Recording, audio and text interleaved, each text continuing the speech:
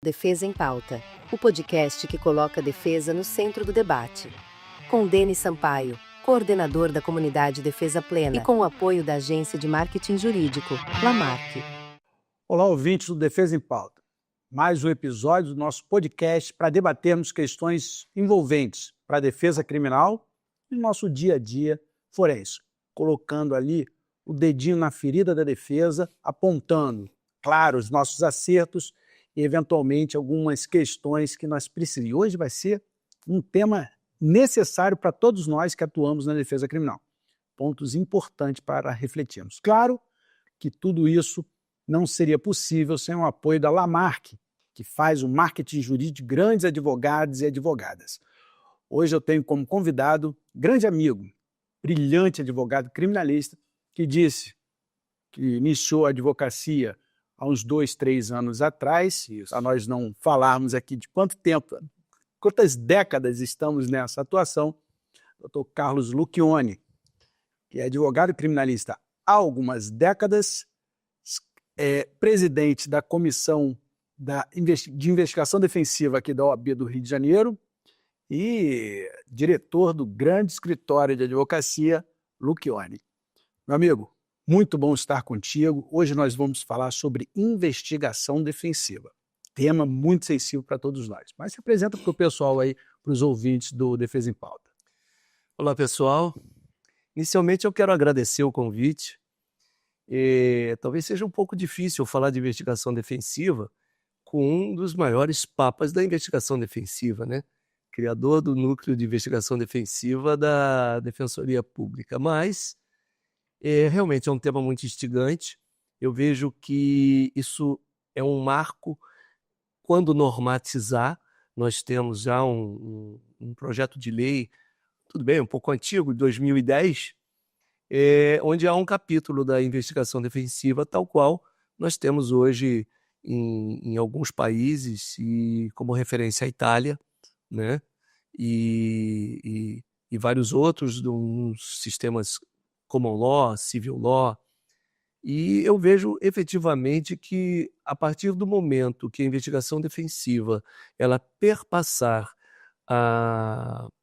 o provimento 188 da OAB e passar a ser normatizado, eu creio que muita justiça será feita, porque a falta de investigação defensiva, ela infelizmente, ela leva, não porque o juiz queira, tem essa intenção, mas é porque o processo ele vai efetivamente sem aquela produção de provas necessária e, evidentemente, isso fere aquela paridade de armas necessária para que se possa produzir uma boa defesa.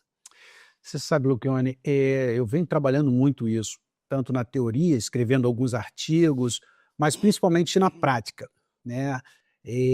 Trabalhando a nossa função como defesa. E eu cada vez mais vejo que a defesa ela é uma coprodutora da decisão penal. Isso é indiscutível. Mas para que nós façamos esse bom trabalho, nós precisamos ter algumas ferramentas. Uma delas é a investigação defensiva. Temos o provimento 188 da OAB, temos aqui no Rio de Janeiro uma resolução específica regulamentando o primeiro núcleo de investigação defensiva do Brasil, mas é pouco. Precisamos, como você disse, mais. Mas, antes de nós chegarmos a essa atualização, não só uma atualização normativa, mas também cultural, nós temos que perguntar o que é investigação defensiva. E eu tenho certeza absoluta, até porque eu já te ouvi em palestras, principalmente na OAB, presidindo a Comissão de Investigação Defensiva, nós, de certa forma, já fizemos e fazemos investigação defensiva.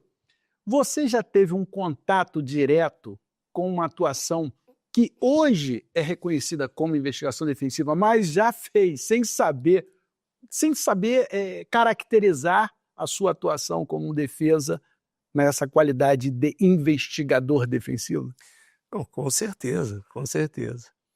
Aqui só abrindo um parênteses antes de responder, nós temos, para além do provimento, nós temos também já alguns julgados do STF lavra do ministro Gilmar Mendes, que depois foi acompanhado pela Corte, e também do TRF1, e, evidentemente, importando lá o Common Law dos Estados Unidos, mas temos alguns julgados já no sentido de referendar a investigação defensiva como uma realidade.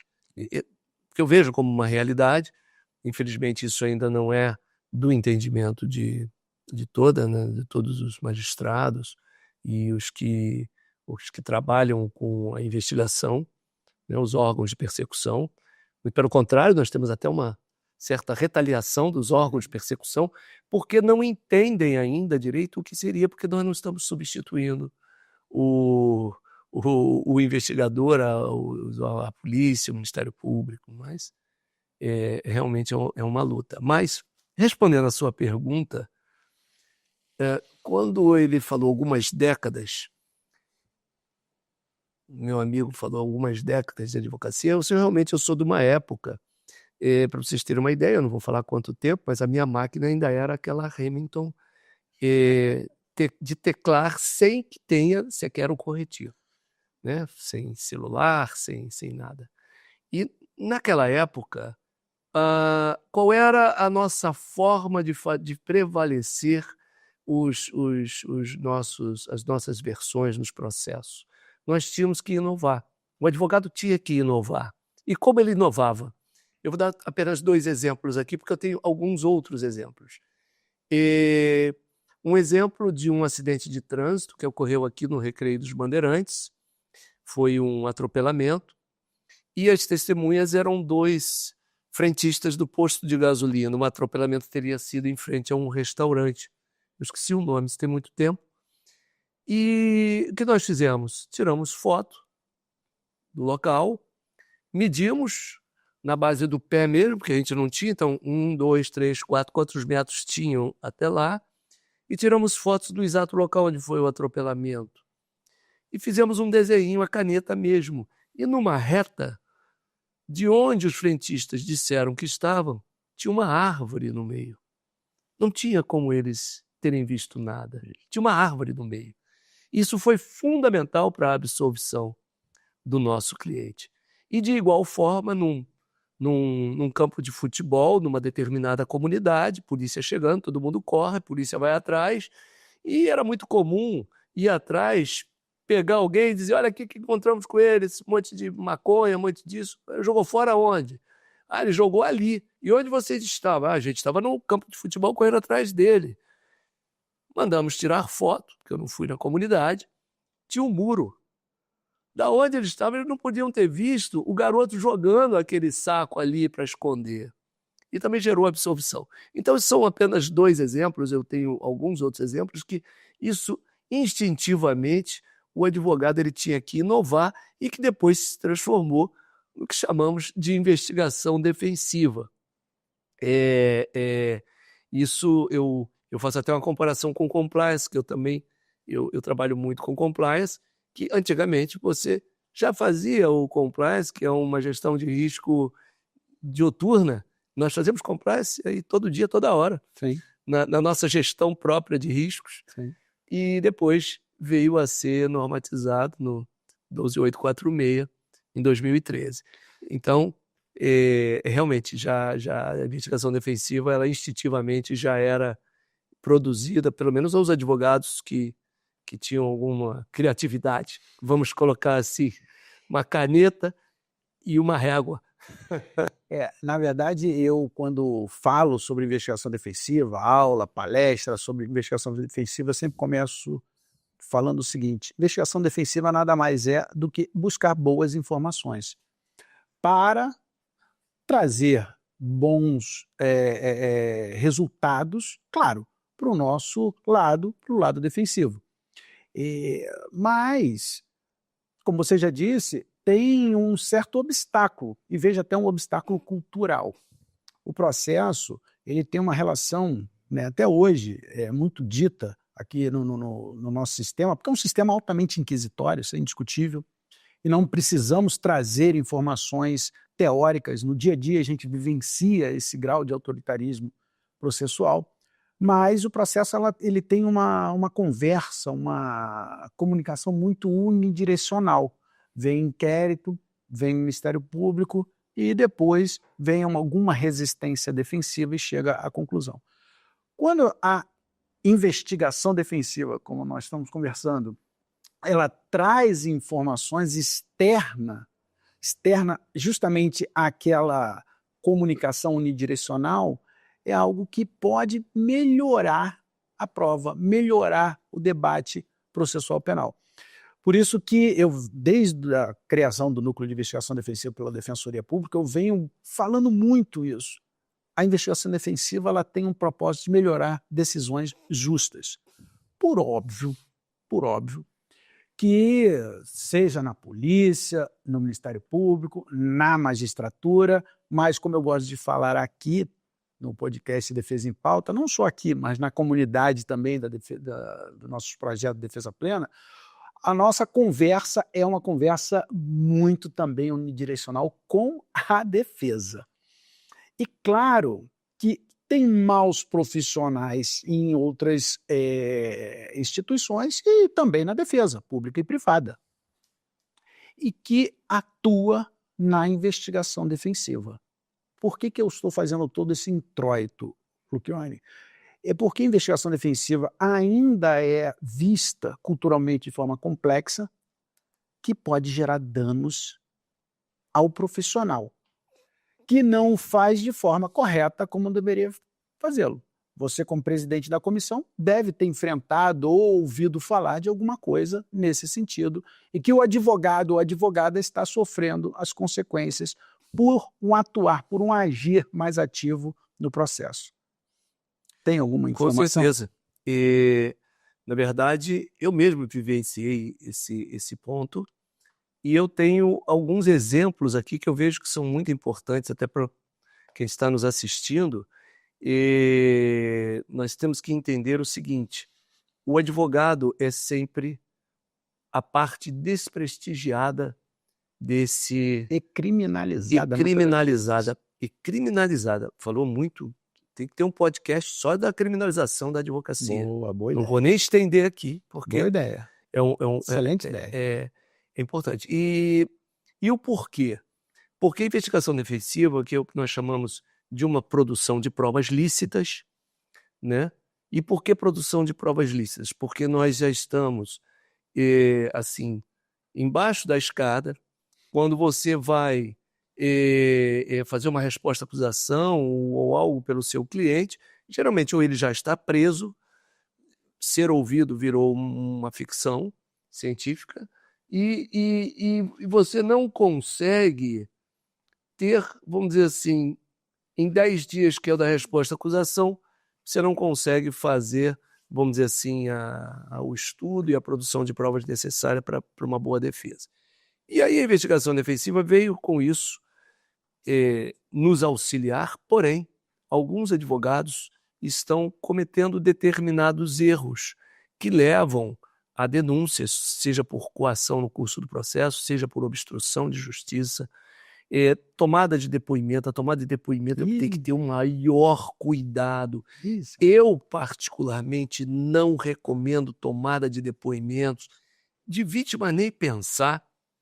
Quando eu era garoto, na advocacia, eu chamei não, mas a vítima está querendo mudar a sua versão. Chamei no meu escritório. Depois eu fui chamado no Ministério Público. E olha que isso tem muito tempo. Não deu em nada. Mas isso sempre foi um perigo. Para você ter uma ata declaratória, um termo de declaração, tomar no seu escritório, que seja com todos os cuidados possíveis, com todas aquelas recomendações que o próprio juiz faz, de preferência que ele vá com um advogado, seja testemunha, seja de quem for. Porém, da acusação, nunca cometa esse erro de chamar alguma testemunha de acusação. E eu vou além.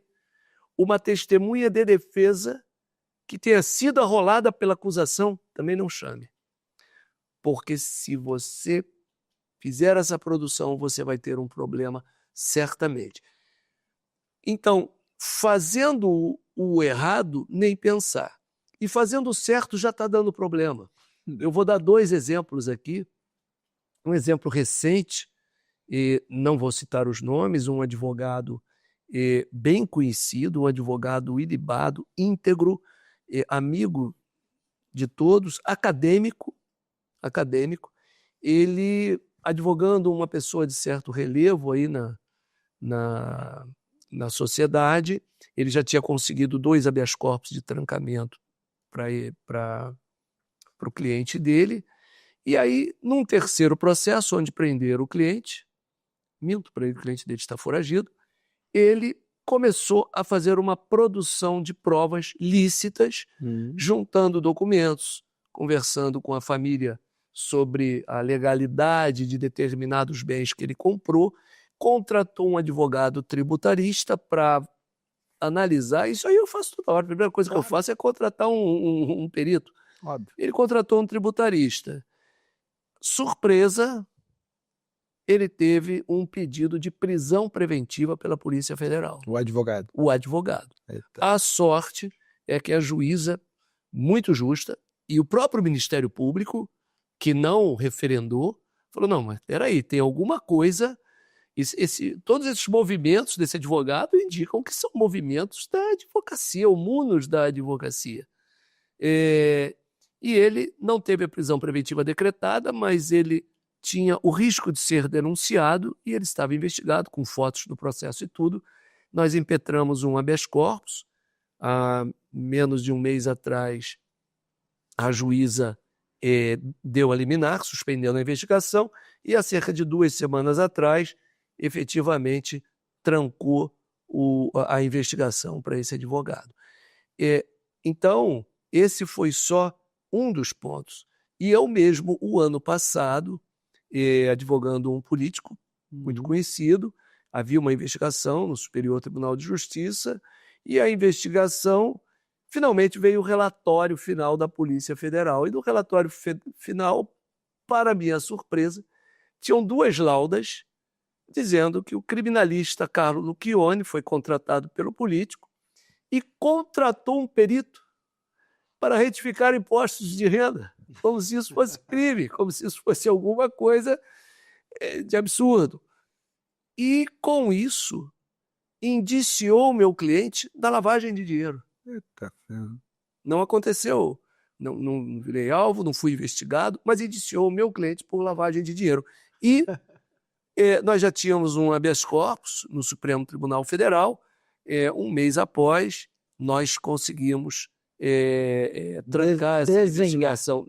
Exatamente. Desenhar. E trancamos isso. Mas você vê um comportamento lícito de um advogado produzindo provas para o seu cliente, porque o Ministério Público, infelizmente, em que pese lá o Estatuto de Roma, está previsto no artigo 67 que ele tem que produzir provas todas, seja para o bem, seja para o mal, seja para a defesa, seja para a acusação. Isso efetivamente não acontece. Vários juristas batem muito nessa tecla. Então, a produção de provas acaba vindo para o advogado. E aí ocorre esse tipo de situação. E você tem que ainda defender o próprio advogado por ele estar fazendo a produção de provas. E isso gerou, evidentemente, a OAB deu toda a assistência, fizemos o desagravo, a OAB impetrou esse habeas corpus. Então, o que eu quero dizer é que, não sendo bem feito, o problema é certo. E fazendo bem feito, tem que ter muita cautela em como vai fazer, porque senão você acaba tendo dor de cabeça. Isso me lembra uma coisa que eu acho muito importante aqui nesse podcast, que tem esse propósito, né? O propósito de nós dialogarmos com a defesa.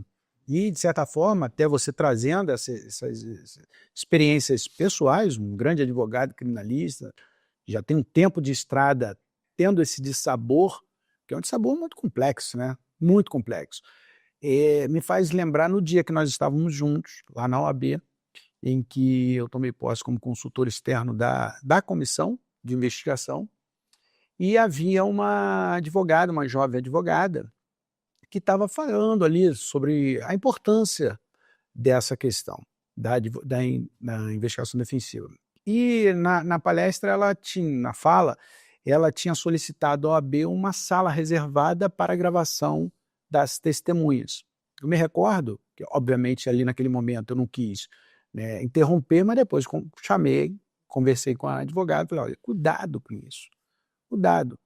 E eu acho que é importante aqui nesse podcast, botando a defesa, né, no seu devido lugar ou no centro do debate, em trazer para os advogados, advogadas, defensores, defensoras, que é um tema realmente muito sensível e uma má atuação pode prejudicar até mesmo essa evolução política normativa que a gente vem tracionando. Você na OAB, eu quando estava à frente do núcleo de investigação, agora a Rafa Garcês está à frente do núcleo de investigação, que são questões muito, muito, muito preocupantes.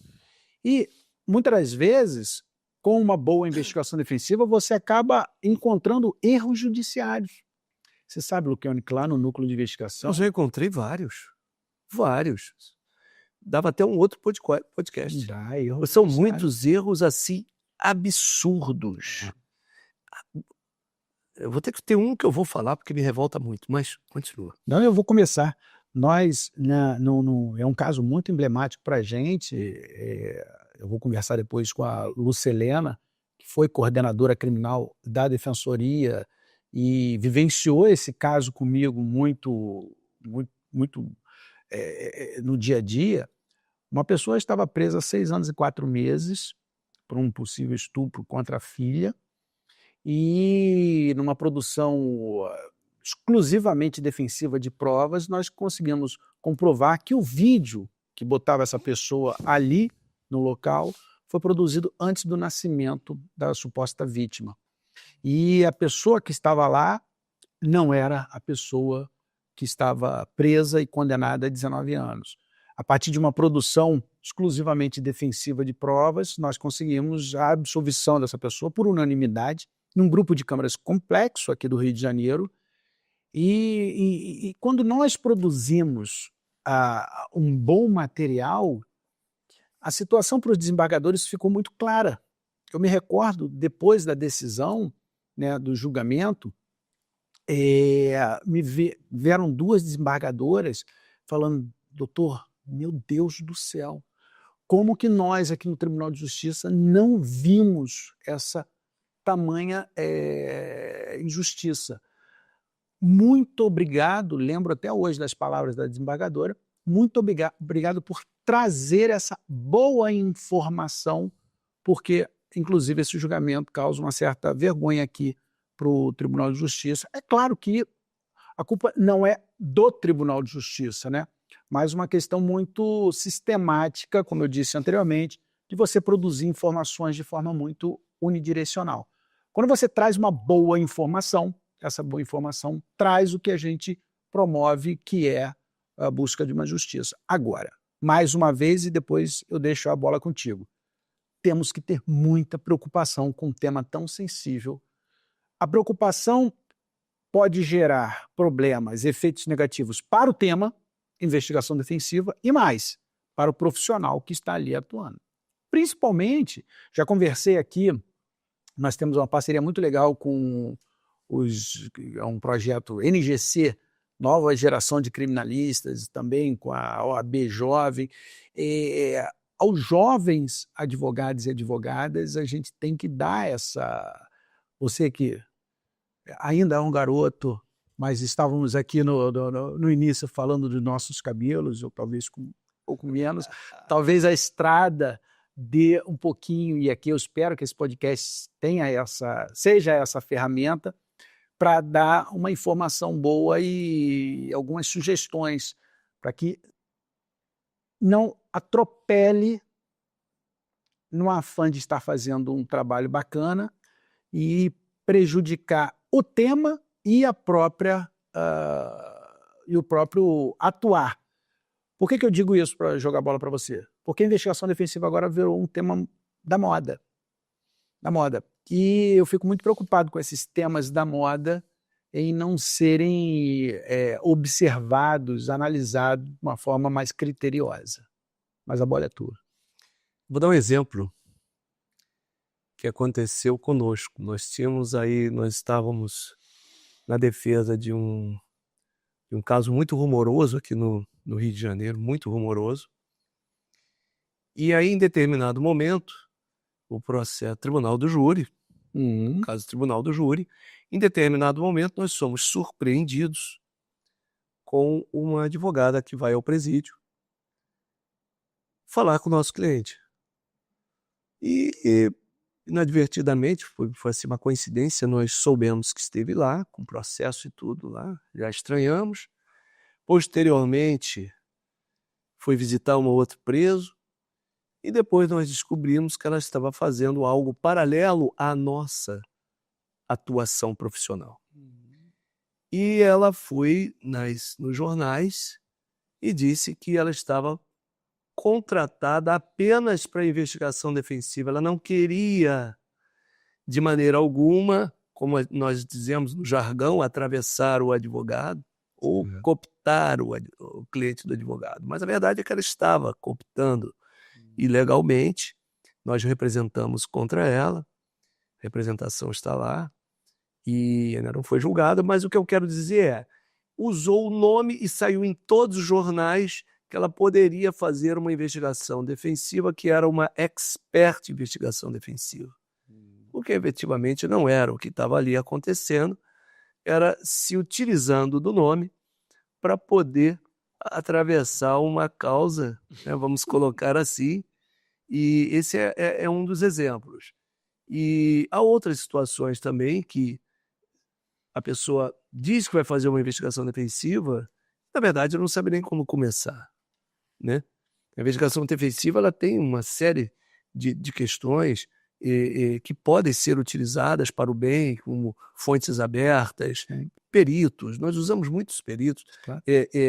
Nós temos aí, em questão de produção de provas, atuamos muito na Lava Jato. Então, por exemplo, na Operação Pripyat, nossos clientes, 2 empresários, foram presos, pai e filho, porque eles nunca trabalharam na empresa que se diziam prestadores de serviço e que, na verdade, era para desviar o dinheiro para certos diretores da eletronuclear. E aí o que aconteceu? Nós conseguimos comprovar uma coisa tão simples que se o Ministério Público ou a Polícia Federal fizesse ali uma diligência de local, ia ver que essas pessoas eram cadastradas, elas tinham crachá, tinha fotografia, tinha tudo, da prestação de serviços, e o material que eles compravam e que eles que era um material referente a ar-condicionado, estavam nos locais e eles tinham as notas fiscais das compras. Foram absolvidos.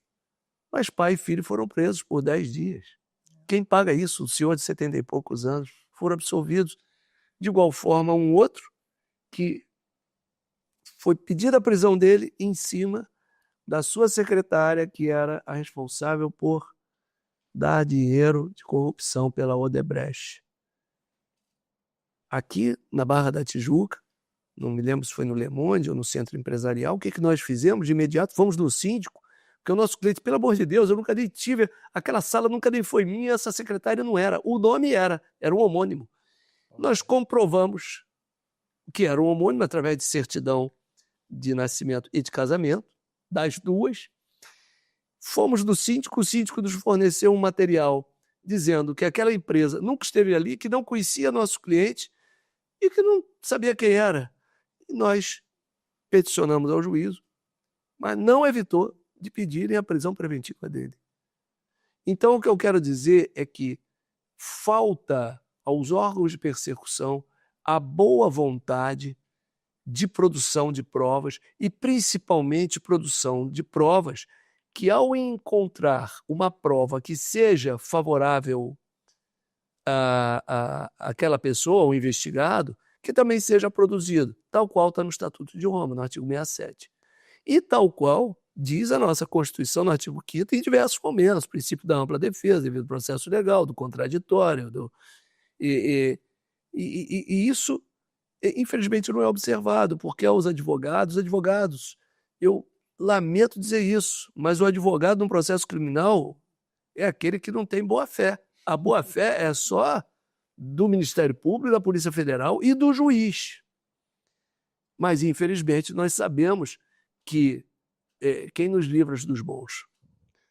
Quem nos livra dos bons? Entende? Então é muito complicado isso, você já entrar numa... E aí são várias outras questões, você senta ali embaixo, eles sentam lá em cima, aí já é outro podcast.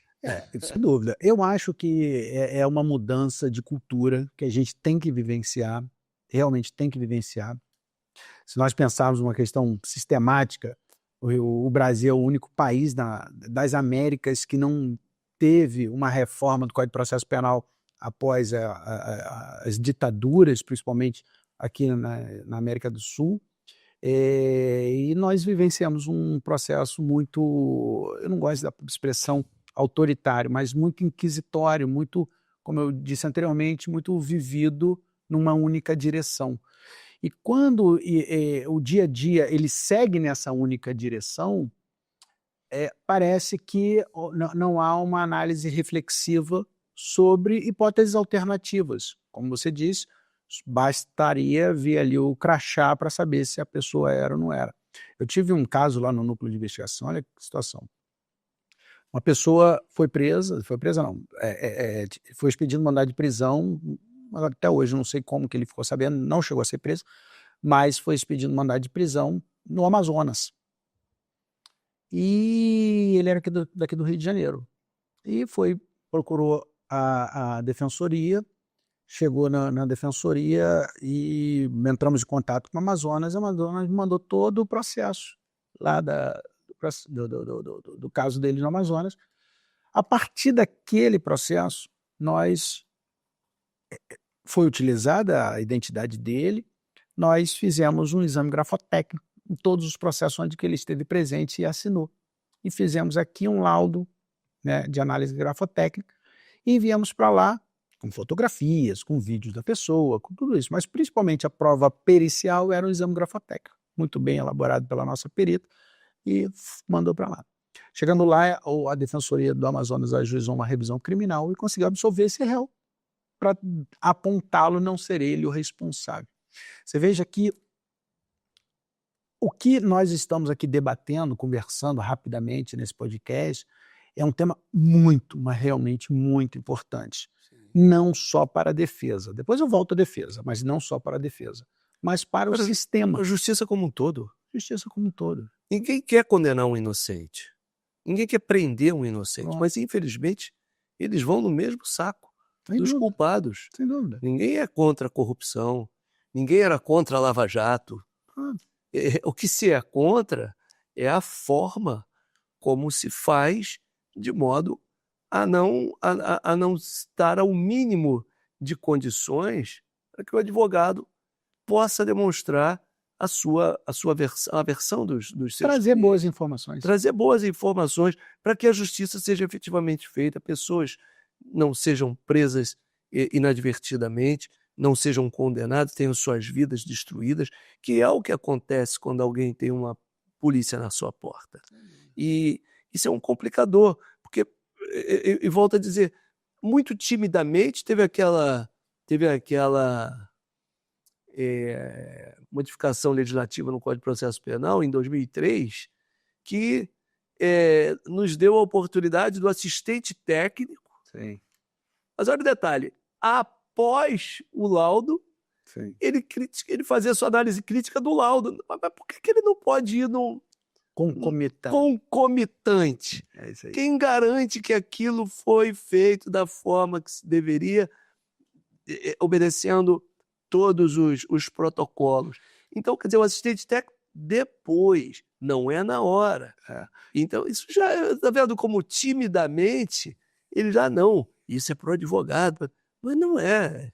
Foi a evolução lá do Código de Processo Penal, a reforma do Código de Processo Penal italiano, em que eles apontaram que o argumento não pode ser sobre a prova, mas para a prova, ou seja, há um argumento para a produção de prova e não sobre a prova produzida.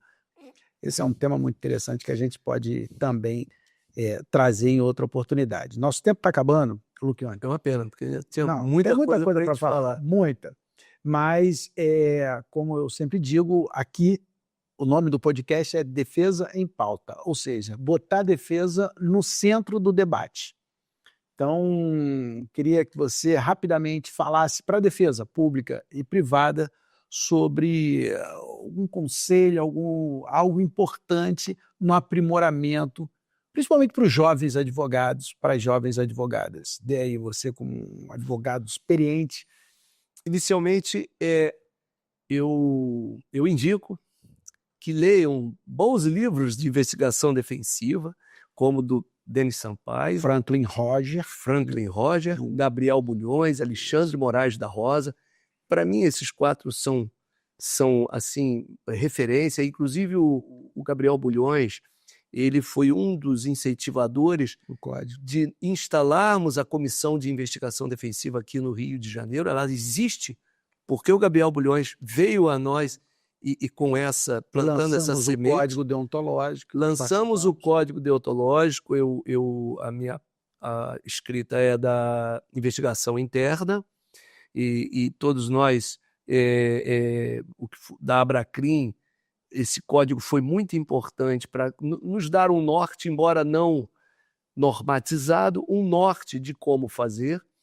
E com essas leituras também aprimorar alguns detalhes que façam com que a produção de provas pelo advogado ela seja cada vez mais aceita e credibilizada pelos órgãos de persecução, pelos juízes, porque a nossa intenção não é atrapalhar nem colocar um condenado na rua. Nossa intenção é muito pelo contrário, é fazer com que pessoas não sejam presas inadvertidamente ou sofram todo tipo de constrição, quando, na verdade, ela pode através de uma produção de provas, solucionar. Eu queria só fazer uma observação.